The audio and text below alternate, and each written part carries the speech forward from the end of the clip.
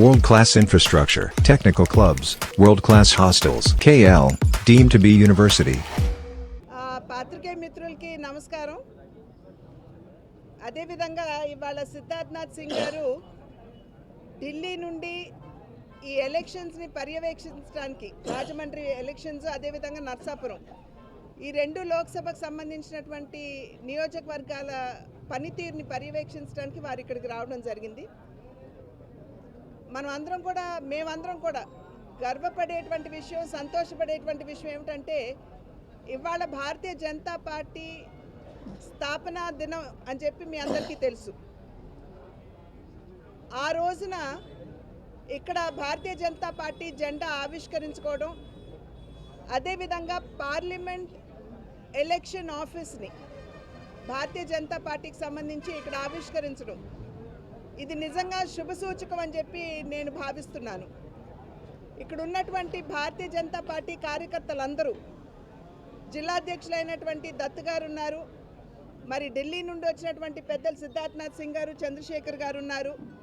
అదేవిధంగా ఇక్కడ ఉన్నటువంటి నాయకులందరూ కూడా భారతీయ జనతా పార్టీకి సంబంధించి, అదేవిధంగా జనసేన మరియు తెలుగుదేశంకి సంబంధించి కూడా ఇవాళ కూటమిగా ప్రజల ముందుకు వచ్చినటువంటి సందర్భంలో ఈ మూడు పార్టీలకి సంబంధించినటువంటి కార్యకర్తలందరూ కృతనిశ్చయంతో ఉన్నారని చెప్పి నేను గట్టిగా విశ్వసిస్తున్నటువంటి విషయం ఏమిటంటే, ఏదైతే ఈ 5 సంవత్సరాల కాలం ఆంధ్ర రాష్ట్రం ఎన్ని ఇబ్బందులు ఎదుర్కొందో ప్రజలందరికీ తెలుసు.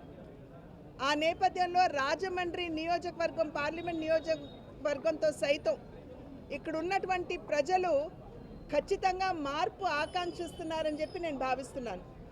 ఎందుకంటే 5 సంవత్సరాల కాలం చూసినట్లయితే ఇక్కడ ఎంపీ అభ్యర్థిని ఎన్నుకున్నప్పటికీ ఏవైతే ఇక్కడ ప్రజలు ఆకాంక్షించారో, ఏ మేరకు ఇక్కడ అభివృద్ధి జరగాలని, ఏ మేరకు ఇక్కడ ప్రజలకి నిజమైనటువంటి సంక్షేమం అందజేయాలి అని చెప్పి ప్రజలు ఆకాంక్షించారో ఆ మేరకు ఇక్కడ అభివృద్ధి కావచ్చు, అదేవిధంగా నిజమైనటువంటి సంక్షేమం ప్రజలకి చేరవేయడం కావచ్చు జరగలేదు అనేటువంటి భావన ఇక్కడ ఉన్నటువంటి ప్రజల మనసుల్లో గట్టిగా ఉన్నటువంటి మాట.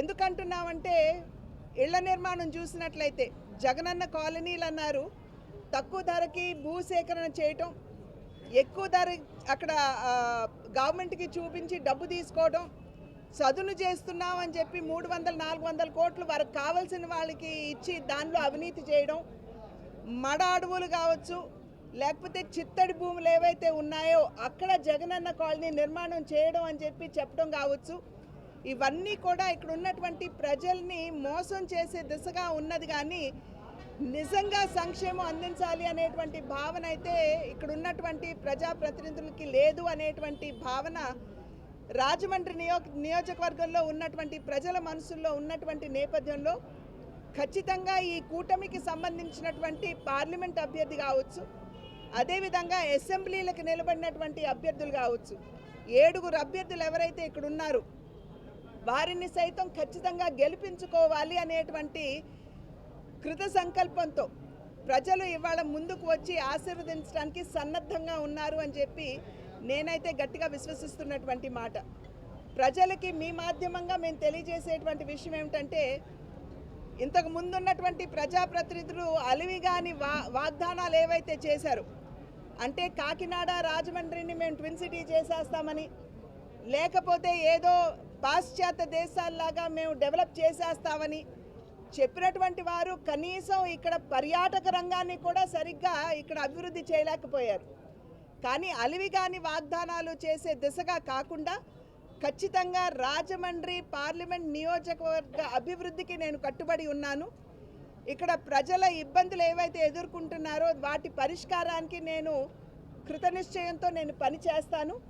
అందరికీ అందుబాటులో ఉంటూ వారి సమస్యల్ని పరిష్కరించే దిశగా నేను అడుగులు వేస్తాను అని చెప్పి మాత్రమే మీ ద్వారా నేను ప్రజలందరికీ కూడా తెలియజేసుకుంటున్నటువంటి విషయం. నాకు తోడుగా ఇక్కడ ఉన్నటువంటి కూటమి అభ్యర్థులు ఎవరైతే ఎమ్మెల్యే అభ్యర్థులు ఉన్నారో, అటు జనసేన అభ్యర్థులు కావచ్చు, అదేవిధంగా 2 జనసేన అభ్యర్థులు ఉన్నారు, మరి ఒకరు బీజేపీ తరఫున ఉన్నారు, అదేవిధంగా తెలుగుదేశం అభ్యర్థులు కూడా ఉన్నారు. వారందరినీ కలుపుకుంటూ నేను ముందుకు వెళుతూ వారి సహకారంతో ఇక్కడ ఉన్నటువంటి సమస్యల పరిష్కారానికి నేను నా శాయశక్తుల నా పరిధి మేరకు నేను కృషి చేస్తాను అని చెప్పి మీ మాధ్యమంగా నేను ప్రజలకు తెలియజేస్తున్నాను. అదేవిధంగా నా అదృష్టం ఏమిటంటే ఆదికవి నన్నయ్య పుట్టినటువంటి పుణ్యభూమి ఇది. అదేవిధంగా కందుకూరి వీరేశం పంతులు గారు, అదేవిధంగా మరి ప్రకాశం పంతులు గారు, వీరందరూ కూడా నడయాడినటువంటి పుణ్యభూమి ఇది.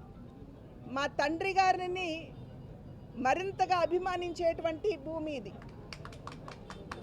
ఇక్కడికి వచ్చినటువంటి వారిని అందరినీ కూడా హక్కున చేర్చుకుని ఆదరించేటువంటి భావన ఇక్కడ ఉన్నటువంటి ప్రజల మనసుల్లో ఏ విధంగా ఇక్కడ గలగలా గోదావరి పక్కన పారుతూ ఉంటుందో అటువంటి నిశ్చలమైనటువంటి మనసుతో వచ్చిన వారందరినీ కూడా ఆదరించేటువంటి మంచి మనసు కలిగినటువంటి ప్రజలు ఉన్నటువంటి నియోజకవర్గం ఇది.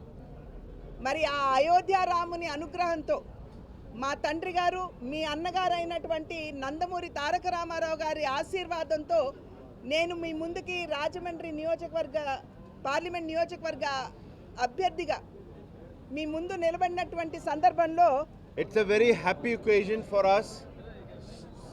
Today being our foundation day, BJP Stapna Divas. And in this Stapna Divas, BJP election office of Purandeshwari ji has also been opened. And since the office has been opened on Stapna Divas, it is a message, being an auspicious day, that the BJP along with our partners, alliance partners, TDP and Jan Sena, we are here to establish her on Stapna Divas permanently as a member of parliament in the coming 2024 new parliament in Delhi.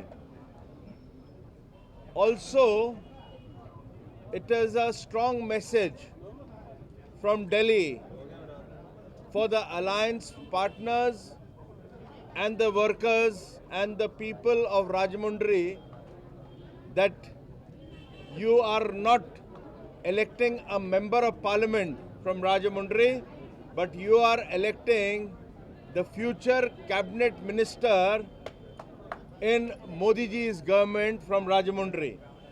So I am sure we all are here to work together as alliance partners, and in coming days we will see the victory of the alliance of BJP, TDP and Jan Sena in Rajahmundry. Thank you.